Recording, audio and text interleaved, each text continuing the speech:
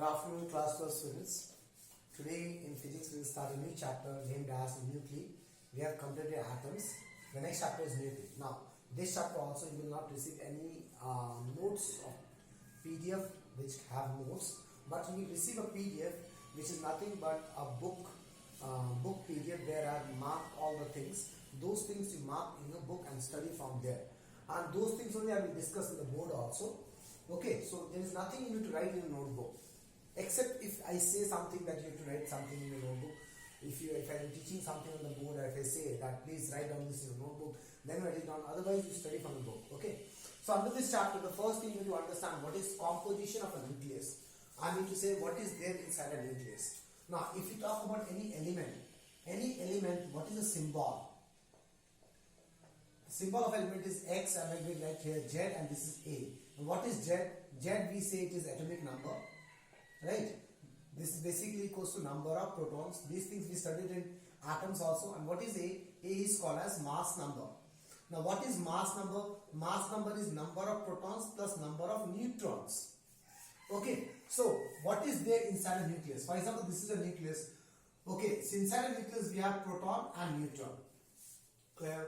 We have protons and neutrons. That means what is A, which is a mass number, is the composition of nucleus. That is total number of protons plus neutrons, also called as total number of nucleons.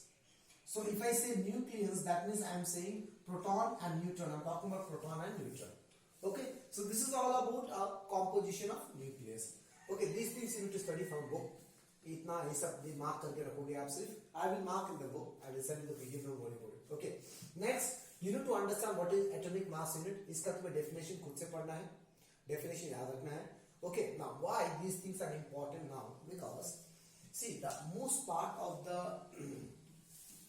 nucleus chapter, okay, which is very important, has been omitted. Okay. So now these things becomes like valuable. May ask, these questions may ask. Okay, so what is atomic mass unit, also called in shortcut AMU. इसका definition आपको खुद से पढ़ना है. इस expression को याद रखना है. 1 AMU is how much? 1.66 × 10⁻⁻⁷ kg. It is nothing but equals to mass of one proton. Okay, this is mass of one proton. Next, what is the energy equivalent of 1 AMU? 1 AMU mass को मैं if I convert into energy, how much you will get? 931 mega electron volt. That is energy equivalent of 1 U. That means 1 AMU.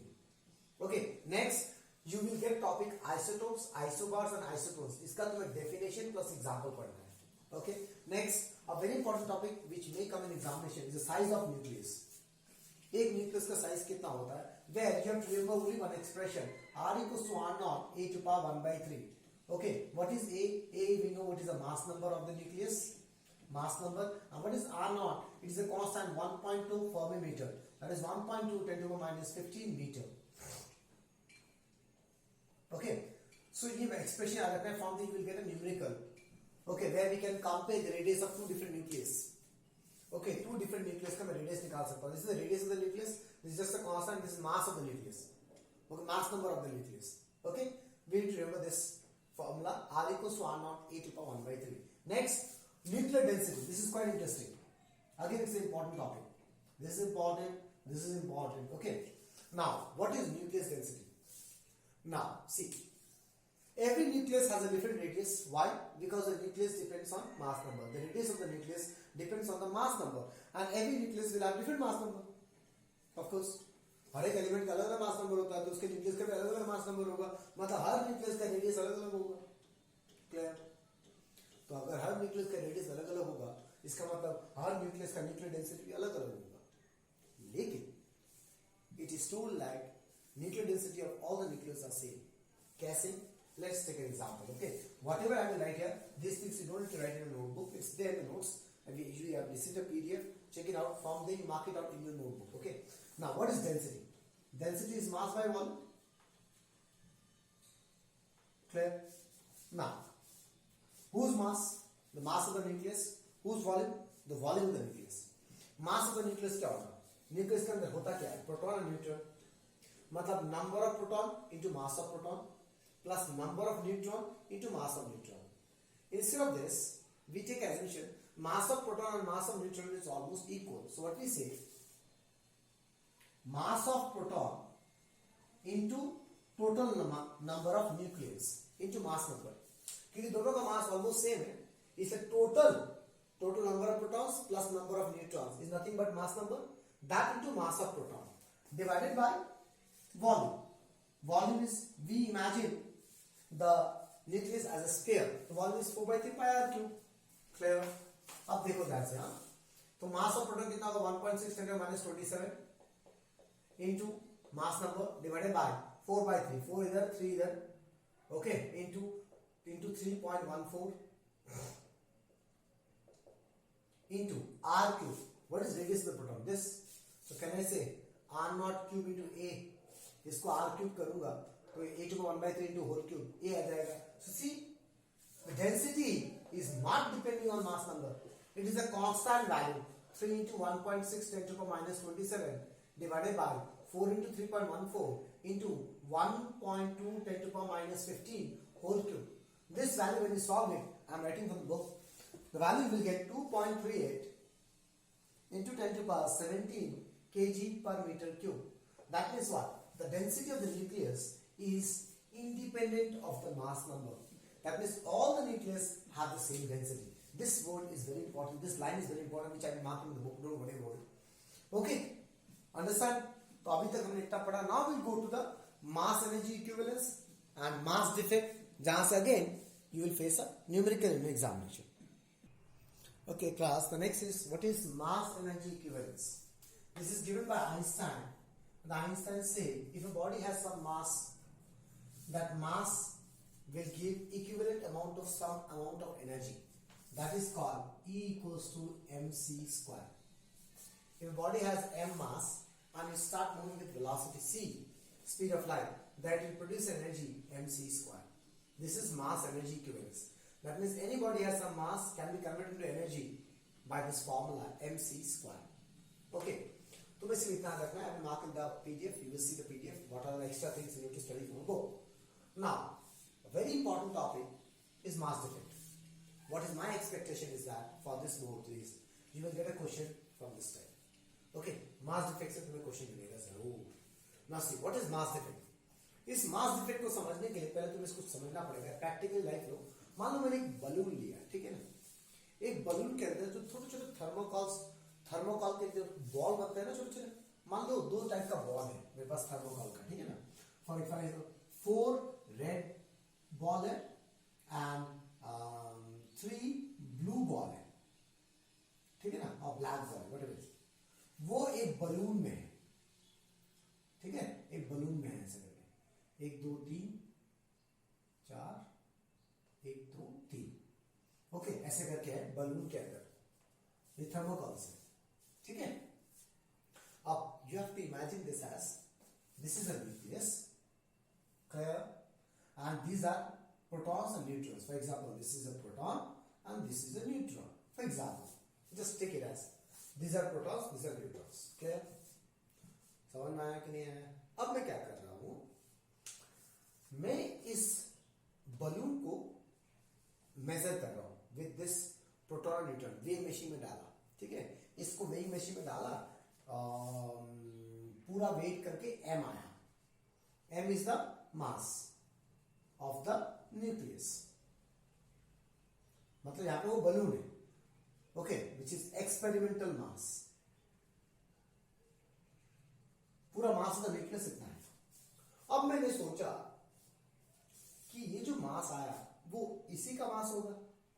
In thermocols के मास को अगर मैं add कर दूं तो पूरे बलून के मास के बराबर आ जाएगा, मतलब न्यूक्लियस के मास के बराबर आ जाएगा, ठीक है? मतलब ये जो m है it must be equals to mass of red ball into 4 plus mass of blue ball into 3. एक रेड बॉल का mass into 4 red balls plus एक ब्लू बॉल का मास इंटू 3 बॉल्स. ऐसा आना चाहिए. नॉर्मल कॉन्सेप्ट बोलता है, ठीक है? ओके, और मैंने कंसीडर किया कि बलून का अपना कोई मास नहीं, बलून इज नेग्लिजिबल मास, ठीक है? बलून को कोई मास नहीं पकड़ रहा मैं, बस बलून इज मासलेस. उसके अंदर मैंने कुछ रेड बॉल्स और कुछ ब्लू बॉल्स डाल दिए, प्रोटॉन्स और न्यूट्रॉन्स डाल दिया, तो इसको अलग से जब मेजर किया, पूरी को एक साथ जब मेजर किया मैंने वेइंग मशीन में, तब उसका मास एम आ रहा था. Then I am thinking that ये मास इन सबके मास को ऐड करने से इक्वल होना चाहिए, लेकिन वो इक्वल नहीं आ रहा था. क्लियर? इक्वल नहीं आ रहा था. मतलब ये जो एक्सपेरिमेंटल मास था ये कम था इस मास से. क्लियर? कम था. जो भी कम हुआ मतलब मास कहां गया? फिर मास तो कम हो गया, तो मास कहां गया? So that is called mass defect, कि कुछ मास गायब हो जाता है. क्लियर?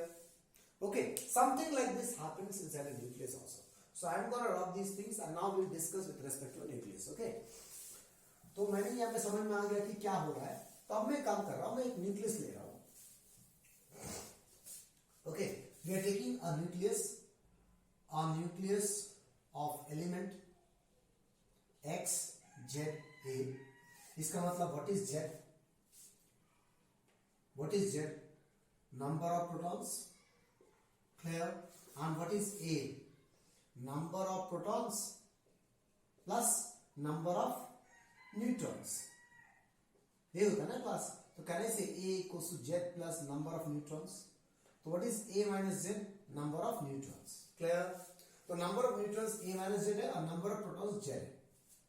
और उस न्यूक्लियस को ऑल टुगेदर जो मैंने मास मेजर किया, m is the mass of the experimental mass of the nucleus.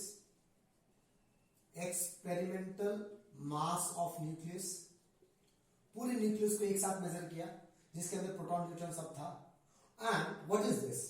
Mass of proton into number of proton plus mass of neutron into number of neutron is nothing but, can I say, theoretical mass of nucleus. Theoretically mass of nucleus इतना आना चाहिए.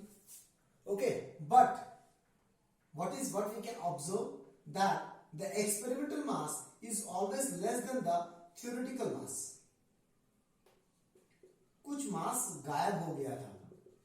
Okay, क्यों हो जाता है? That is called mass defect. इसी को हम क्या बोलते हैं? Del M, mass defect. वो कैसे निकलेगा? एक्सपेरिमेंटल मास निकाल लो माइनस एक्सपेरिमेंटल मास निकाल लो, तो ये मास डिफेक्ट आ जाएगा ना. ऐसा क्यों होता है? What is the reason behind it? What is the reason कि कुछ मास गायब क्यों होता है? तो ये जो मास गायब हो गया बेटा, इस मास को अगर मैं एनर्जी में कन्वर्ट करूं, this mass will convert into energy. Okay, that energy is used to bind the nucleons together. Okay, तो वो जो मास डिफेक्ट होता है इसका एक रीजन है. Reason is stability of nucleus. Stability of nucleus मतलब क्या? न्यूक्लियस को एक साथ जोड़ के रखने के लिए, एक छोटे से स्पेस में न्यूक्लियस को एक साथ जोड़ के रखने के लिए कुछ मास एनर्जी में कन्वर्ट हो जाता है. Okay, and that is called mass defect. I hope you understand what is a mass defect class. Okay, now clear? What is the mass defect? So mass defect is nothing but that the theoretical mass is always greater than the experimental mass. That means some mass is lost, and that loss of mass is a mass defect. And why it is lost? To stable the nucleus. Or we can say that mass is converted into energy, and that energy is used to bind the nucleons together. उस energy को हम बोलते हैं nuclear binding energy. क्या बोलते हैं हम इसको? Simply we can say binding energy also. We can say it as nuclear binding energy. That means mass defect का जो एनर्जी होगा, तो what is binding energy? Mass defect को एनर्जी में कन्वर्ट कर दो. This is called nuclear binding energy. Del M into C square, mass defect into C square. Clear? Okay, तो ये जो इसका नाम ही है binding energy. That means this energy spend, खर्च होता है किसके लिए? न्यूक्लियस को एक साथ रखने के लिए. That is called nuclear binding energy. Clear? Now numericals में एक चीज ध्यान रखना है. न्यूमेरिकल्स में क्या ध्यान रखना है? If del m you getting in AM, अगर del m तुम्हारा AM में है, क्लियर, तो बाइंडिंग एनर्जी कैसे निकालोगे? del m into 931 mega electron volt. लेकिन अगर del m kg में है तब बाइंडिंग एनर्जी निकालोगे del m into c square. This is the way, two ways to calculate the binding energy of the nucleus. Clear? Depends on how the mass is. So basically you will get in AMU because these masses are very small, we cannot calculate in kg. So we get it in AMU. So that means you have to multiply the mass defect into 931. That energy you get in mega electron volt. But if by chance the masses are given in gram and all, you have to convert this into kg and then you write the element to c square. Then write the speed of light. Clear class? This is all about nuclear binding energy. Okay? Now let's go to the next topic. Okay class, the next we need to study about nuclear reactions. Under nuclear reactions, we need to study two basic nuclear reactions, that is fission and fusion. Okay? ज़्यादा कुछ नहीं है, सिर्फ समझ लो बस. Mark, everything will be marked in the book. I will send you the PDF also. Now what is a nuclear reaction?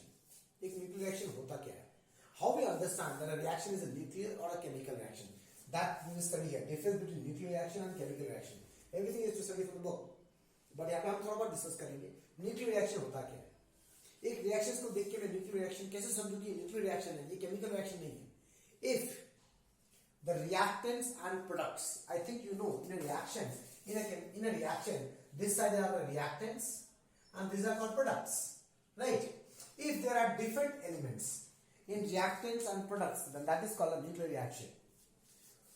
मतलब एक element को एक नया एलिमेंट बना देंगे, then those reactions called nuclear reactions. Okay, जैसे फॉर एग्जाम्पल यहाँ पे देखो, aluminium is bombarded with a alpha particle helium-24. This is aluminium which is bombarded with alpha particle. Okay, एक न्यूक्लियस लेते हैं, उसमें एक पार्टिकल को हिट करवाते हैं. अल्फा पार्टिकल हो सकता है, प्रोटॉन हो सकता है, न्यूट्रॉन हो सकता है, हिट करवाते हैं. इस रिएक्शन के कारण क्या होता है, वो एल्यूमिनियम टूट के दूसरे एलिमेंट्स बन जाता है. देखो यहाँ बन गया सिलिकॉन हाइड्रोजन.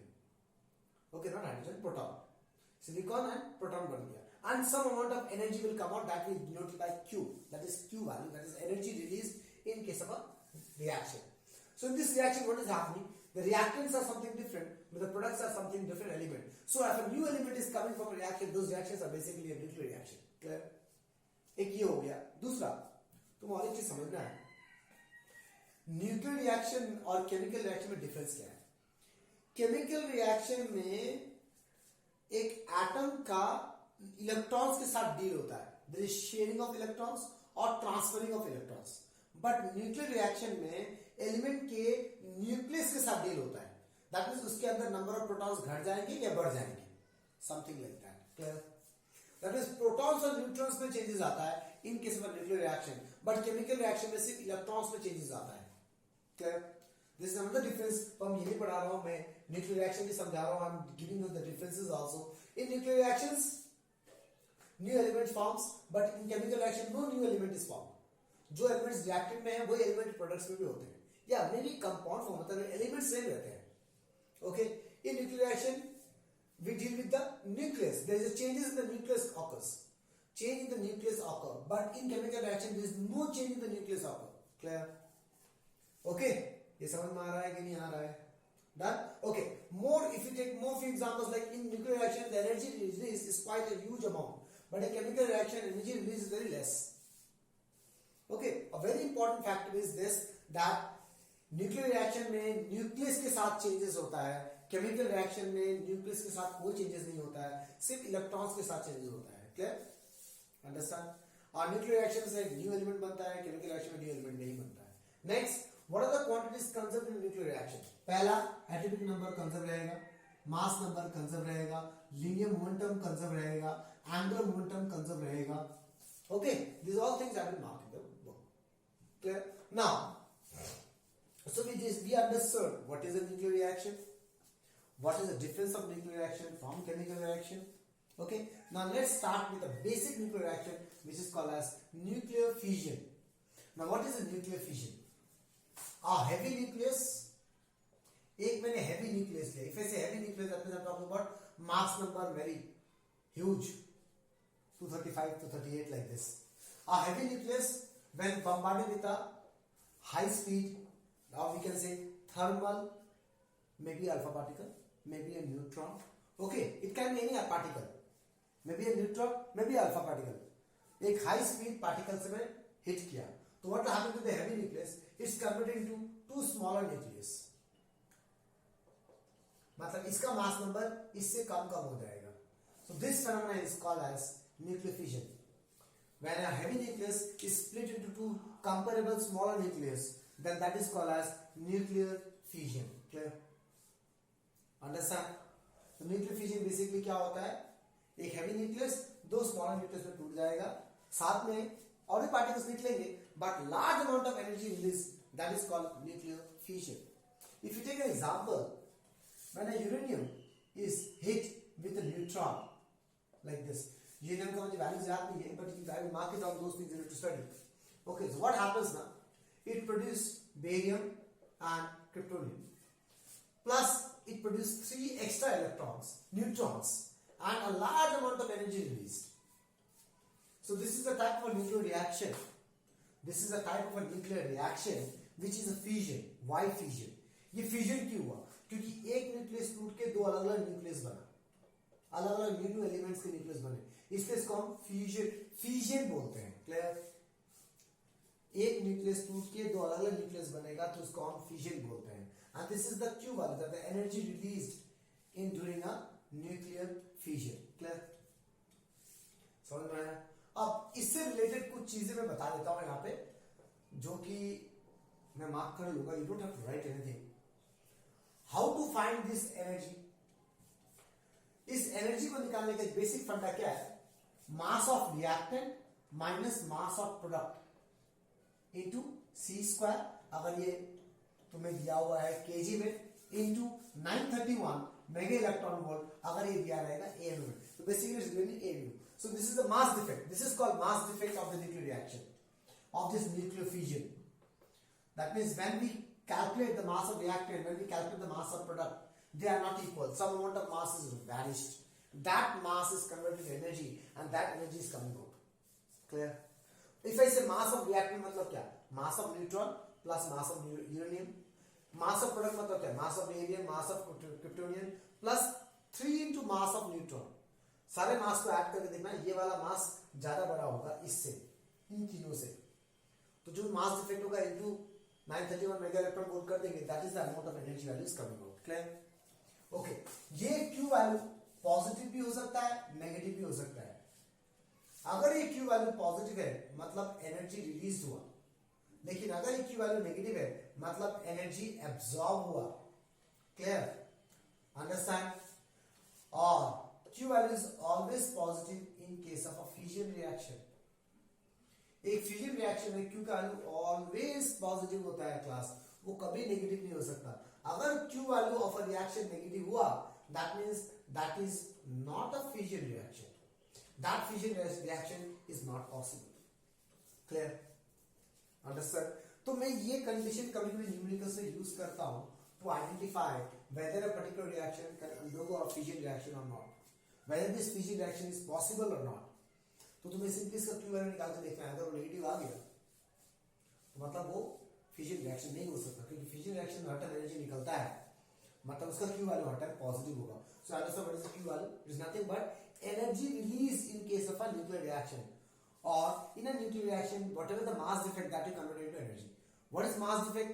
प्रोडक्ट का रिएक्टेंट से कम होता है मासेस, रिएक्टेंट का मास ज्यादा होता है, प्रोडक्ट का मास कम होता है. Clear? Now there were scientists who was given, I don't know the name, let me read. Bohr and Wheeler are the two scientists who was given a liquid drop model to explain why there is a nuclear fission and how a nuclear fission happens. Okay, so let me discuss about that liquid drop model. This is quite interesting. उसने एक simple सा liquid drop लिया और उसने समझाया कि एक liquid drop में जो हो रहा है वैसे कुछ nuclear fission भी होता है. उसने क्या किया? Try to understand the liquid drop model. For example, this is a liquid drop, which is a uranium. ठीक है? It is bombarded with a neutron. Clear? Okay. अब जैसे ये न्यूट्रॉन, अब सबसे पहले तुम दो तीन चीज समझो. Inside the nucleus क्या क्या होता है, ठीक है ना? ये एक न्यूक्लियस है, इससे मान लो ये प्रोटॉन है, proton proton proton proton proton proton, साथ में न्यूट्रॉन भी, न्यूट्रॉन न्यूट्रॉन न्यूट्रॉन न्यूट्रॉन. ठीक है? Inside the nucleus there are two things happening. One, proton में एक कूलम्स रिपल्सन होगा, जो हमने सबसे पहले फर्स्ट चैप्टर में पढ़ा था. कूलम्स रिपल्सिव फोर्स लगेगा, लगेगा ना क्लास, जो प्रोटॉन प्रोटॉन आपस में रिपल करेगा। साथ साथ एक न्यूक्लियर अट्रैक्टिव फोर्स भी लगता है, न्यूक्लियर अट्रैक्टिव फोर्स लगता है, जो कि प्रोटॉन प्रोटॉन में भी लगता है। मतलब there are two forces acting, one is Coulomb force of repulsion and this called nuclear attractive force. Coulomb force और रिपल्सिव सिर्फ प्रोटॉन प्रोटॉन में लगेगा, प्रोटॉन न्यूट्रॉन में नहीं लगेगा, न्यूट्रॉन न्यूट्रॉन में नहीं लगेगा। लेकिन nuclear attractive force proton proton में भी लगता है, प्रोटॉन न्यूट्रॉन में लगता है, न्यूट्रॉन न्यूट्रॉन में लगता है। इसका मतलब क्या, inside the nucleus nuclear attractive force is more than coulomb force, clear. इसलिए वो दोनों एक साथ रहते हैं। अदरवाइज अगर ये ज्यादा हो जाए तो प्रोटॉन प्रोटॉन रिपल करके टूट जाएगा ना न्यूक्लियस, बाहर हो जाएगा protons and that will break it, nucleus break हो जाएगा, जैसे यहाँ पे हो रहा है, एक न्यूक्लियस ब्रेक होकर दो अलग न्यूक्लियस हो रहा है। तो ये रीजन है जिस कारण न्यूक्लियस ब्रेक होता है। ये व्हील एंड बोर बता रहा था कि एक न्यूक्लियस के अंदर there are protons, there are neutrons, proton protons repulsive force लगाते हैं, but attractive force, nuclear attractive force इनमें लगता है। दैट मींस अट्रैक्टिव फोर्स ज्यादा है रिपल्सिव फोर्स से, इसलिए न्यूक्लियस स्टेबल है, मतलब न्यूक्लियस टूट नहीं रहा, फिजन में टूट रहा है ना, तो टूट नहीं रहा। अब वो बोलता है क्या, जैसे न्यूक्लियस, जैसे एक न्यूट्रॉन हिट करेगा यूरेनियम में, अब वो यूरेनियम अनस्टेबल हो जाएगा। कैसे हो जाएगा, ट्राई टू अंडरस्टैंड कैसे हो जाएगा। As soon as this neutron hits the uranium, this uranium accept this neutron, ये न्यूक्लियस के अंदर घुस गया। जैसे ये न्यूक्लियस के अंदर घुस गया, एक एक्साइटेशन एनर्जी क्रिएट होता है, वो एनर्जी सपोर्ट करता है कूलम्स लॉ, कूलम फोर्स को सपोर्ट करता है। इसका मतलब वो जो न्यूट्रॉन घुसा अंदर, वो कूलम फोर्स को बढ़ाना स्टार्ट करेगा। लेकिन जो पहले न्यूक्लियर अट्रैक्टिव फोर्स था वो तो फिक्स है, ऑफ कोर्स ये ज्यादा है इससे, इसलिए स्टेबल है। जैसे ये न्यूट्रॉन घुसा, ये किसको सपोर्ट करने लगेगा, रिपल्सिव फोर्स को सपोर्ट करने लगेगा, मतलब रिपल्सिव फोर्स बढ़ने लगा धीरे धीरे। इसी कारण क्या होगा, वो स्टेबल होने लगेगा। मोर और मोर रिपल्सिव फोर्स बढ़ रहा है, अब वो क्या होगा, डबल शेप क्रिएट कर लेगा, liquid drop. Okay, clear.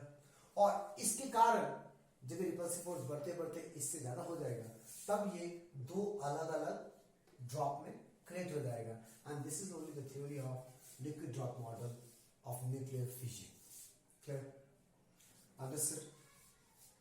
Okay, अब इसी चीज को उसने इसके फॉर्म में भी समझाया।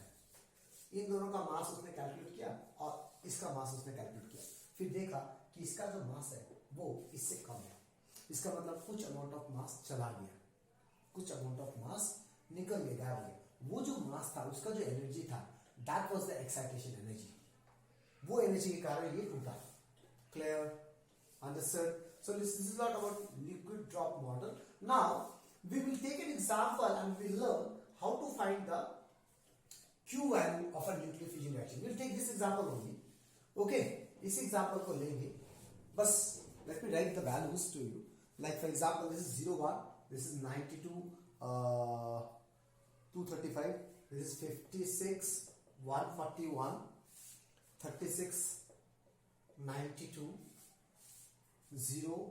01. So how to find the Q value? Okay, that thing also I will mark it down in a book. कि Q value निकालेंगे कैसे? तो मैंने क्या बोला, मास of reactant minus mass of product. बस सिंपली मास ऑफ रिएक्टेंट करो, मास of product करो, हो गया। तो मास ऑफ रिएक्टेंट क्या क्या होगा, Q value will be equals to, नहीं एक एक करके करते हैं so that you don't get confused। Mass of reactant क्या होगा, mass of uranium plus mass of neutron, neutron का मास ऐड कर देना, मास में।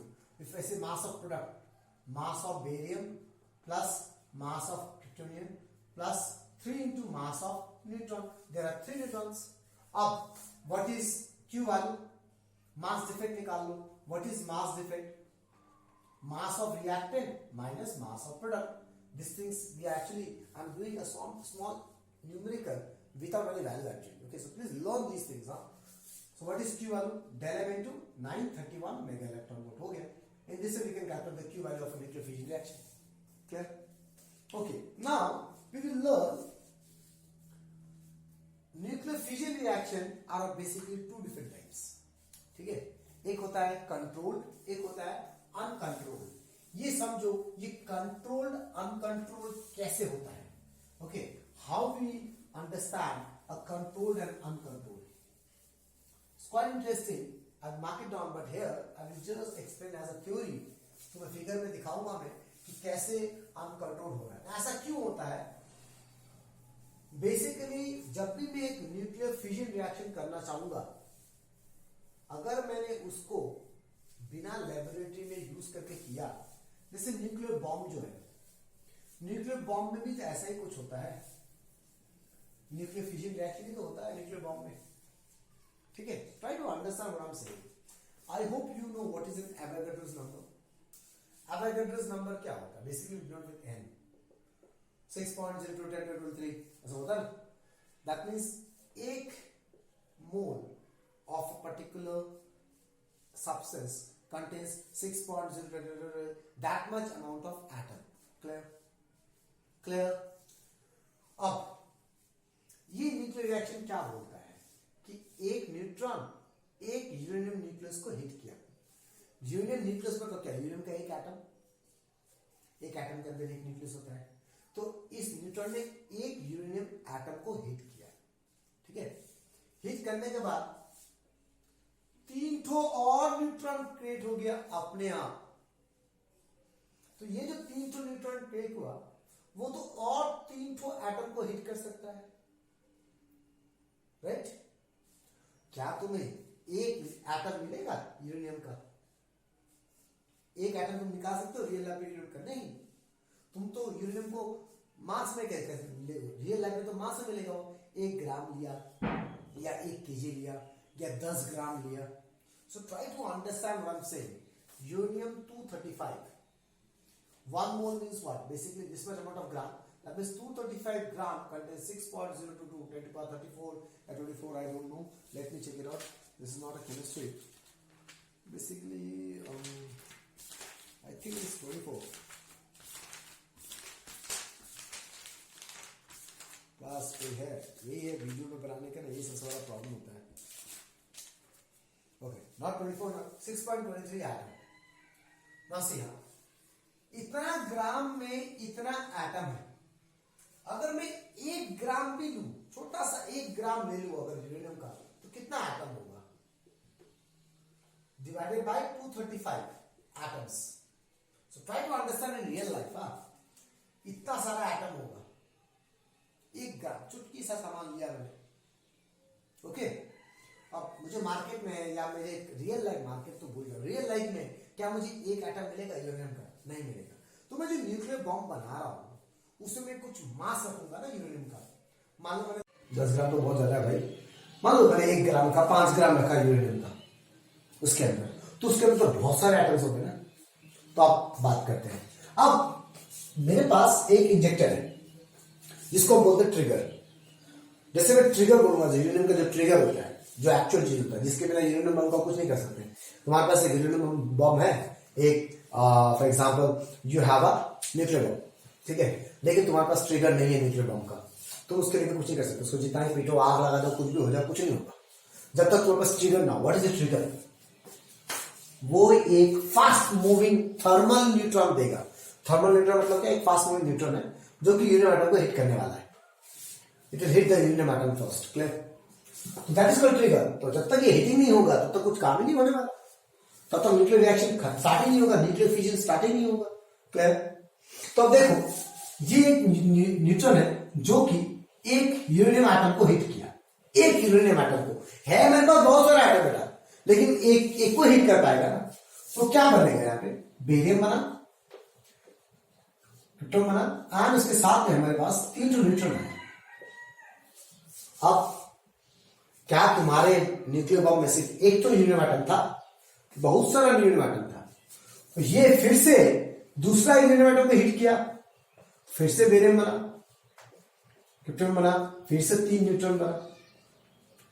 ये भी फिर से यूरेनियम एटम को हिट किया, फिर से यहां पे 3 न्यूट्रॉन बना. ये फिर से यूरेनियम एटम को हिट किया, फिर से यहां पे 3 न्यूट्रॉन बना.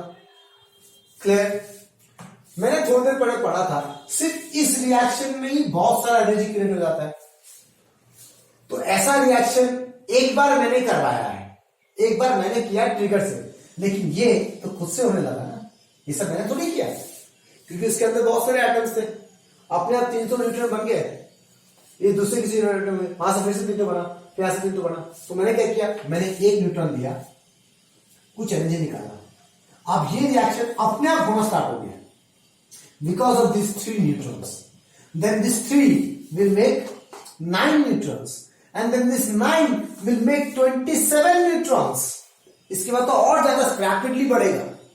ये देखो, इसमें 3 बनाया, इसमें 3 बनाया, इसमें 3 बनाया, तो 3 into 3 9 बना, 9 into 3 27 बनेगा, 27 into 3 81 बनेगा।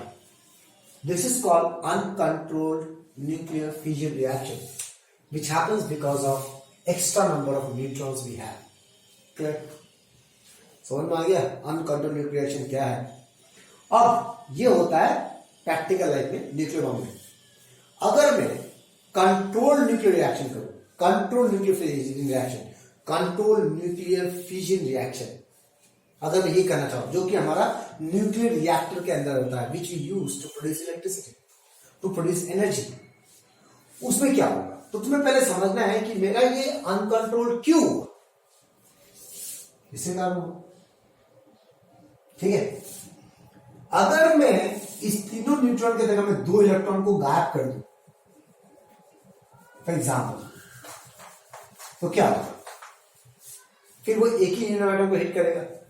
फिर से मैंने 2 न्यूट्रॉन को गायब कर दिया, तो फिर से ये एक ही न्यूट्रॉन एटम को हिट करेगा। That means the energy release we can calculate. Yes, यहां से 200 मेगा इलेक्ट्रॉन वोल्ट आएगा, फिर से यहां से 200 मेगा इलेक्ट्रॉन वोल्ट आएगा, मल्टीप्लाई नहीं होगा ना एनर्जी, तो एक कांस्टेंट सोर्स ऑफ एनर्जी मिलेगा। This is called controlled chain reaction, controlled nuclear fission chain reaction. Clear? Okay, that was uncontrolled chain reaction. This is controlled chain reaction. Why chain? Because continuously. Okay, now ऐसा कैसे होता है? तो इसको करने के लिए we use few things or few substances. We name it as moderator. उसको हम क्या बोलते हैं? Moderator. This is a very important question we ask in the examination. Huh? Moderator. I will mark it down in the book. Moderator हम use करते हैं, जो क्या करता है, वो न्यूट्रॉन्स को स्पीड को या तो कम कर देता है या तो एब्सॉर्ब कर लेता है। 2 एक्स्ट्रा न्यूट्रॉन्स को एब्सॉर्ब कर लेगा, 1 न्यूट्रॉन बचा, हो गया। या तो न्यूट्रॉन्स की स्पीड को कम कर देगा कि वो हीट करके न्यूक्लियर फिजन कर ही ना पाए, क्योंकि ये जो हीट कर रहा है इसका कुछ एनर्जी होना चाहिए ना, एक पर्टिकुलर अमाउंट ऑफ एनर्जी होना चाहिए, then only it will produce, it will start the, it will initiate the nuclear fission reaction. तो अगर इसका स्पीड को कम कर दे तो न्यूक्लियर फिजन होगा नहीं। 2 न्यूट्रॉन अवेलेबल, मैं एक हीलियम एटम के सामने एक न्यूट्रॉन रख दूंगा तो फिजन रिएक्शन नहीं होगा। उस न्यूट्रॉन में एक एनर्जी आना चाहिए, तब वो फिजन हीट करेगा, तब जाके होगा ना। तो अगर मैं इसको स्लो कर दूं तब भी नहीं होगा, अगर मैं उसको एब्सॉर्ब कर लूं तब भी नहीं होगा। So that is used as moderator. So basically we use heavy water as a moderator. Okay, and there is one comparison which I will mark in the book: heavy water and graphite. Sometimes we use graphite also, sometimes we use, but heavy water is much more appreciable than graphite, because it is much more effective in absorbing or slowing the high speed neutrons. ठीक है, तो ये question पूछ सकता है कि हम graphite के लिए यूज करते हैं, हैवी वाटर के यूज करते हैं। These things I will mark it down, don't worry about it. So I hope you understand what is a controlled chain reaction, what is uncontrolled chain reaction, how to produce a controlled chain reaction, how to produce an uncontrolled chain reaction. ठीक है, इसी चीज में हमको और एक चीज पढ़ना है, that is called nuclear reactor. Nuclear reactor क्या है? न्यूक्लियर रिएक्टर के अंदर क्या क्या पढ़ना है? The parts, like what are control rods, okay, what is a moderator, okay, what are cooling points, how the cooling things are happening, what are fuel rods, fuel rods are uranium rods, okay, those things you need to almost you to mark up. Basic funda was this moderator वाला concept. Okay, now next concept you have to study, which again we will get a marking of, that is what is nuclear fusion. तो nuclear fission क्या है? Fission क्या था पता चल गया मेरे को, राइट? प्लस फिजन इज एक हैवी मेटल, एक हैवी एलिमेंट, एक हैवी न्यूक्लियस, 2 स्मॉलर न्यूक्लियस में, लाइटर न्यूक्लियस में कन्वर्ट हो गया। फ्यूजन इसका उल्टा है, 2 smaller nucleus mix together to become a heavy nucleus. This is called fusion. ठीक है क्लास, तुम्हें इसका डेफिनेशन प्लस एग्जाम्पल पढ़ना है, which I will mark it down. Clear? Next, a very important part which you have to understand, what is nuclear fusion reaction? Nuclear fusion reaction is a thermonuclear reaction. Thermonuclear reaction. This question comes in examination. Why it is called thermonuclear reaction? अब मेरी बात थोड़ा अच्छे से समझना, मैं क्या बोलना चाहूंगा तुमको. ओके, फिजन मेरा क्या था? फिजन में मेरे पास एक हाई स्पीड न्यूट्रॉन चाहिए था मेरे को, ऑल्सो प्लस थर्मल न्यूट्रॉन, जो कि हिट करेगा हीलियम एटम में और फिजन स्टार्ट हो जाएगा. राइट, फ्यूजन में क्या है? दो एटम को मिक्स होके एक एटम बनना है, दो न्यूक्लियस को मिक्स होके एक न्यूक्लियस बनना है. ये जो दो न्यूक्लियस मिक्स होगा ये ऐसे नहीं हो जाता है, इसके लिए मुझे बहुत हाई टेम्परेचर चाहिए होता है. At very high temperature only these any two nucleus can mix together. That's why it is called thermo. That means a very high temperature is required. Then only nuclear reactions happens. That's why called fusion reaction is thermonuclear reaction. क्योंकि इस fusion reaction का initiation start कभी होगा जब एक बहुत बड़ा high temperature create होगा, नहीं तो ये न्यूक्लियर फ्यूजन रिएक्शन नहीं होता है. Where we see a nuclear fusion reaction?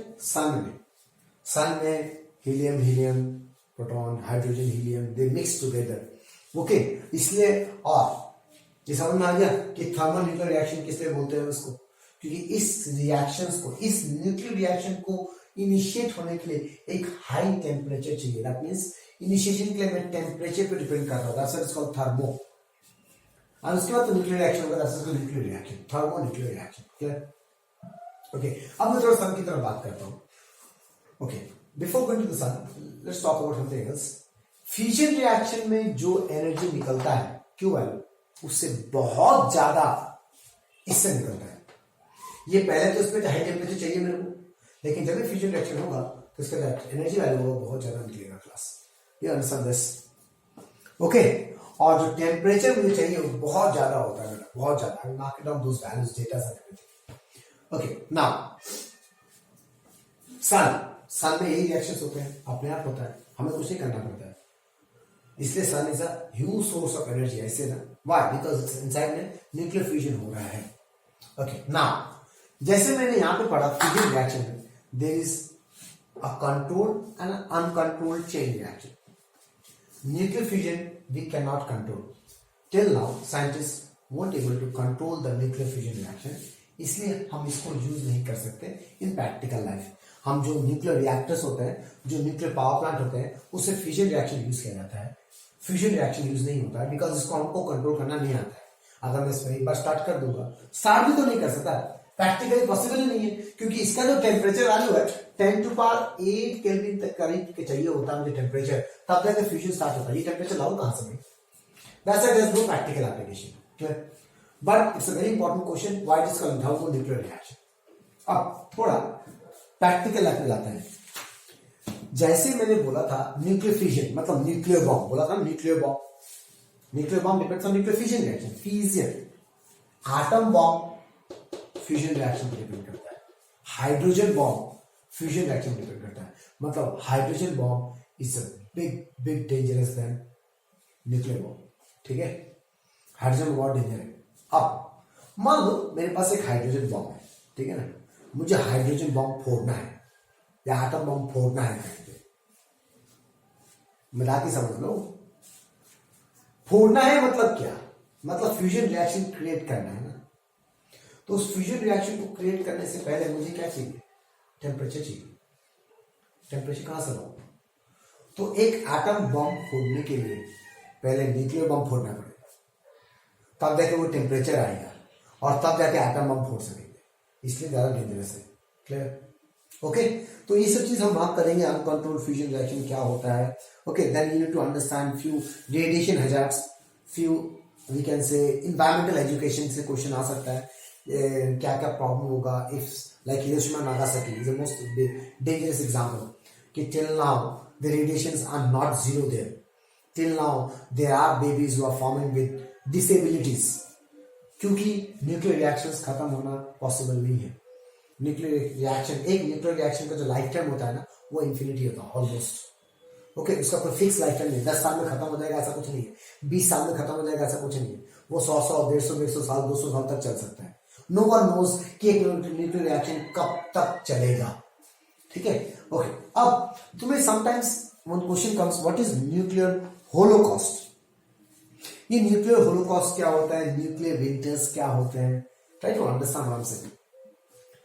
जब एक न्यूक्लियर बॉम्ब फूटेगा, एक न्यूक्लियर बॉम्ब फूटा, फ्यूजन बॉम्ब, ठीक है, lots, if you see some videos of nuclear bombs explosion, you can see इतना ज्यादा हाई एनर्जी आएगा कि सब कुछ खत्म, सब कुछ खत्म, ऑलमोस्ट अप्रोक्सीमेटली वी कैन से 200 किलोमीटर रेडियस में सब खत्म।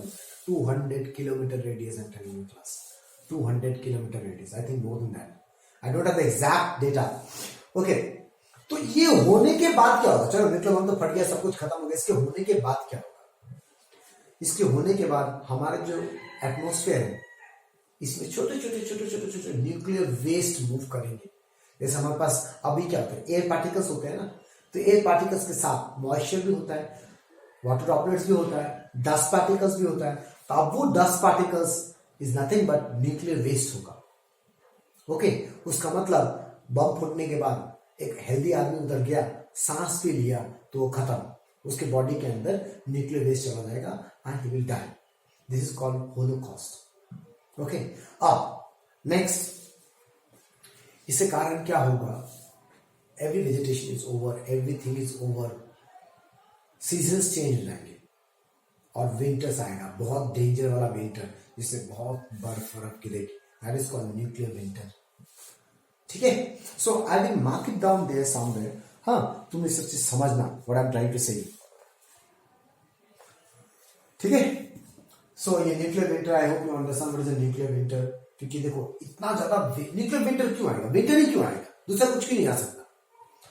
जो हमारा मॉइस्चर है ना, ये जो हमारा एटमॉस्फेयर है, इसमें इतना थिक लेयर हो जाएगा न्यूक्लियर वेस्ट का कि सनलाइट अंदर नहीं आ पाएगा बेटा, जिसके कारण ठंडा बढ़ता रहेगा, बढ़ता रहेगा, बढ़ता रहेगा। ओके, सो ये क्वेश्चन कभी कभी कंसेप्चुअल प्रॉब्लम्स के फॉर्म में आ सकता है, और in terms of EVS, okay, some environmental education के फॉर्म में ये फिजिक्स में आता है।